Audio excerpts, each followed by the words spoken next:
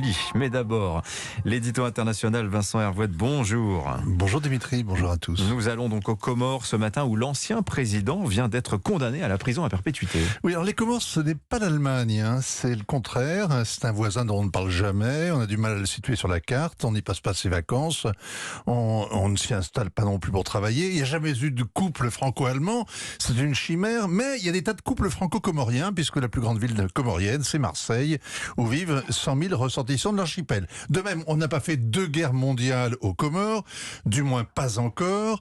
Il y aurait pourtant d'excellents prétextes. D'abord, ils revendiquent une partie de la République. Selon eux, Mayotte n'est pas un département français, c'est un territoire à décoloniser, une île de leur archipel. Et puis, il y a une autre bonne raison de se quereller, une véritable bombe à retardement, les jeunes mineurs comoriens sans papier.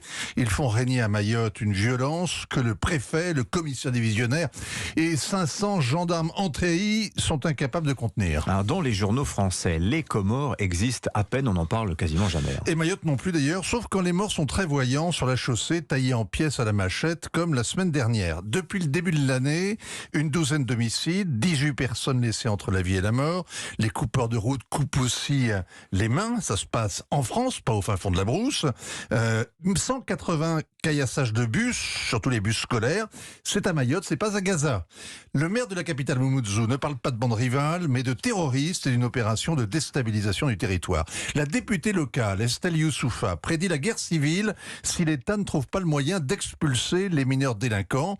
Non, vraiment, il est urgent de s'intéresser à Mayotte et à son voisin des Comores. C'est un laboratoire. Alors, l'ancien président Ahmed Abdallah Sambi, c'est de lui dont il s'agit.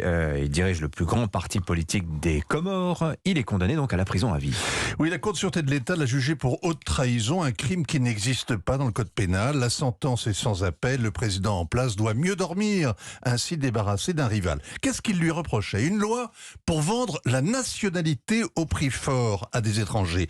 Malte et Chypre ont fait la même chose. Ce sont les passeports en or qui ouvrent la porte de l'espace Schengen à des Russes inquiets ou des Chinois discrets. Dans le cas des Comores, ils ont vendu des passeports à des milliers de Bédouins que l'Arabie Saoudite ne veut pas considérer comme les siens. Selon l'accusation, ce marché officiel se doublait d'un trafic plus lucratif avec des voyous. C'est un comble quand même que les dirigeants des Comores jugent si sévèrement ceux qui ne respectent pas trop les frontières, les passeports, la nationalité.